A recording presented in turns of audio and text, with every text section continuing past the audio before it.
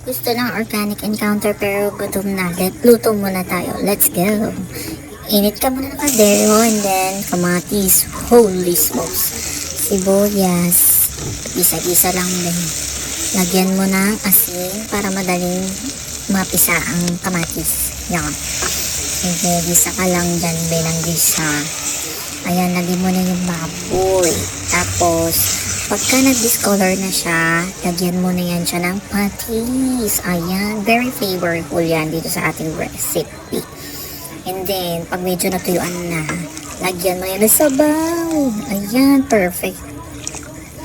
So, hintayin mo na siyang kumulo. And then, pagkakulo niyan, lagyan mo na siya ng Knorr pork cubes. Talaga may brand. Hello, Knorr pork cubes. Paggalawin mo ang baso.